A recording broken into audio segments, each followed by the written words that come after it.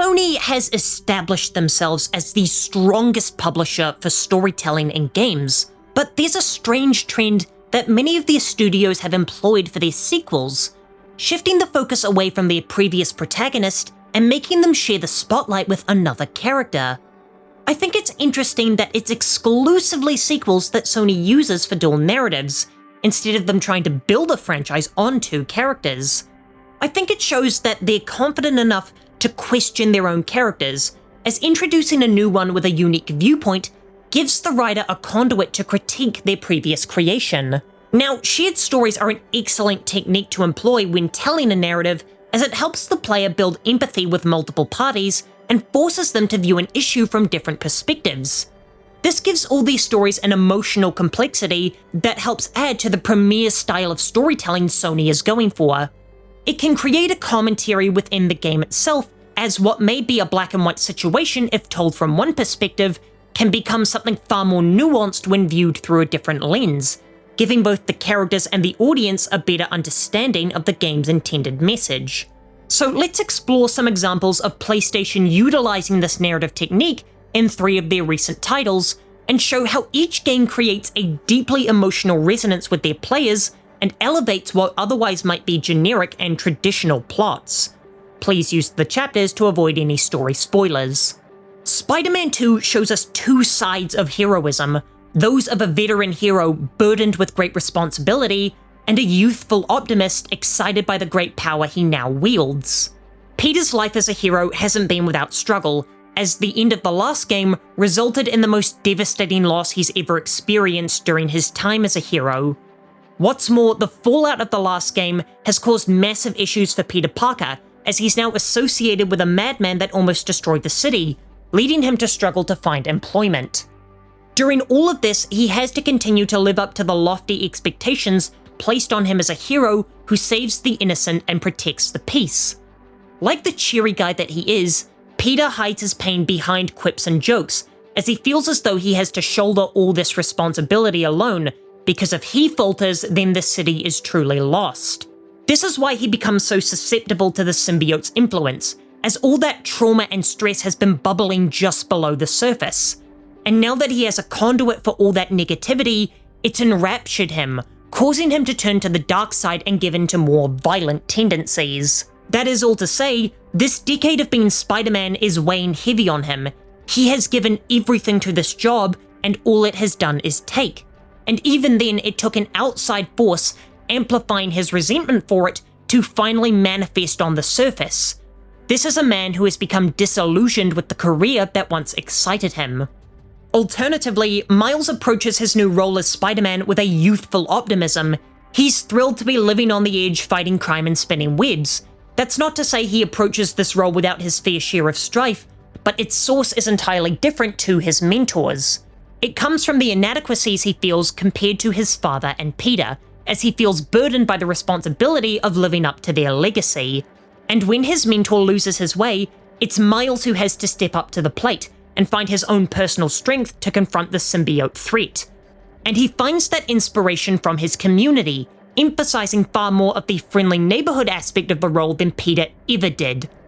Spider-Man 2 is a story that contrasts a veteran's disillusionment with his career and a rookie who's still struggling to find his inspiration and identity.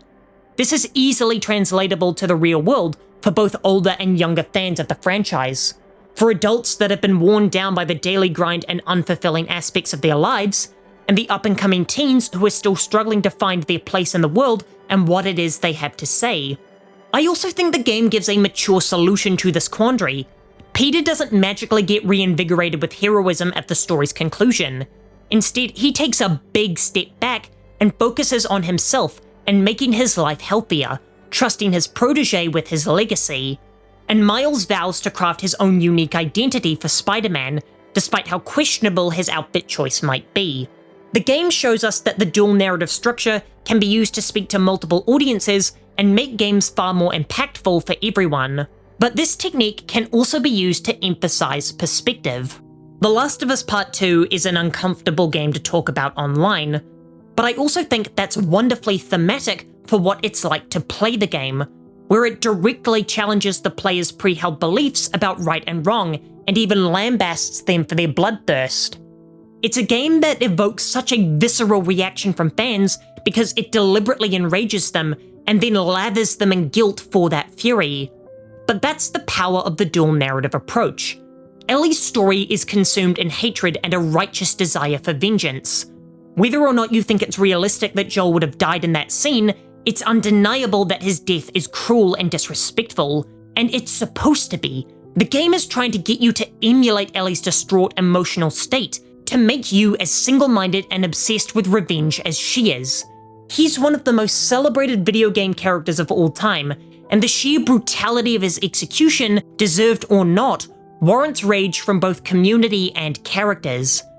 Ellie's mental state drastically deteriorates over the course of those 3 days, where that girl who was mystified at the beauty of life when she met that giraffe now brutally and violently tortures a suffering woman to death, forcing her to betray her companion just so she can hunt them down and slay them.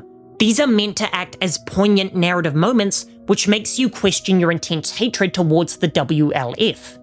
Because in the aftermath of this event, you can see how Ellie is physically and mentally traumatized by what she's done, and if she was still psychologically sound, she might even consider quenching her bloodthirst. Then the narrative flips perspective, and you can see things from Abby's side. Now, I'm not going to lie to you and say that the game frames Abby as an altruistic hero and that you are wrong for hating her, but you're wrong for assuming that her only personality trait was her desire for vengeance. In storytelling, most side characters are narrative tools in order to further a main character's journey, such as supporting them, being killed to inspire them, or being an obstacle for them to overcome. The Last of Us Part 2 preys on that preconception far more than through its character switch. For example, when you kill a nameless enemy, their companion will sometimes screech their name in despair, humanizing the literal fodder you just mowed down.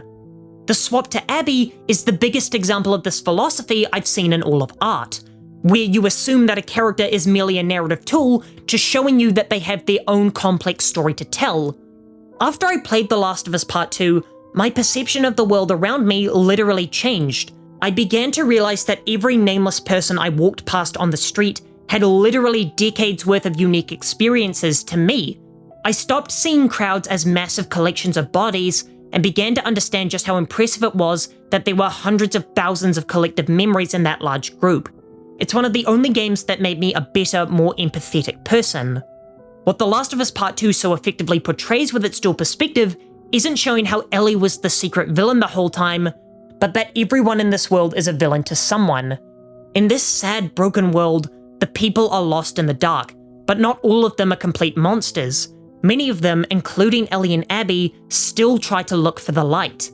The Last of Us Part 2 is a game without both a true hero and a true villain. It's a layered story about two extraordinarily disturbed people pushed well beyond their limits, showcasing the good and the evil those intense emotions can bring. And while The Last of Us certainly shows us contrasting protagonists, Ratchet & Clank Rift Apart is able to use its dual heroes to show how the storytelling technique can be used to demonstrate parallel heroes rather than conflicting ones. Ratchet and Rivet both deal with similar psychological issues over the course of their galaxy-spanning adventure. However, both experience and interpret these emotions in different ways. Both characters are faced with sensations of isolation and uncertainty. Ratchet's comes from the fear of reconnecting with the other Lombaxes and living up to the pristine legacy he's forged over the last 2 decades.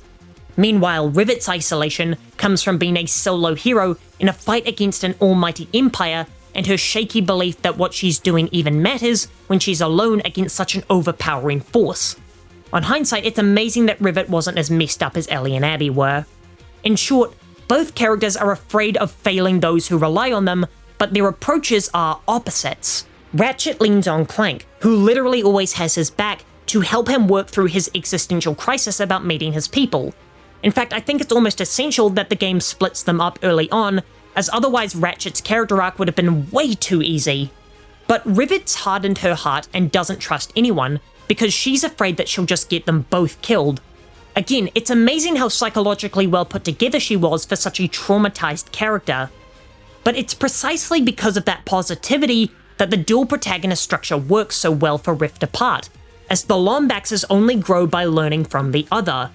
Ratchet observes how awful Rivet's life must have been, yet she retains her optimism and kindness through her immense adversity. This inspirational way of life is what helps him quell his fears about reconnecting with the other Lombaxes, on top of the fact that she is a Lombax, and he can see how it's not as scary as he thought. Meanwhile, Rivet sees just how much Ratchet and Clank rely on and trust each other, which allows her to put her guard down and finally partner up with a robot of her own. And that relationship with Kit is what forms the core heart of Rift Apart's narrative, as it explores the dual nature of guilt and forgiveness through its new protagonists.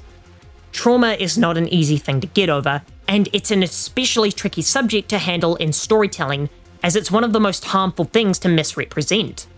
This is something Sony understands, as shown with God of War and The Last of Us, where neither of those series portrays characters who move on from their traumatic pasts.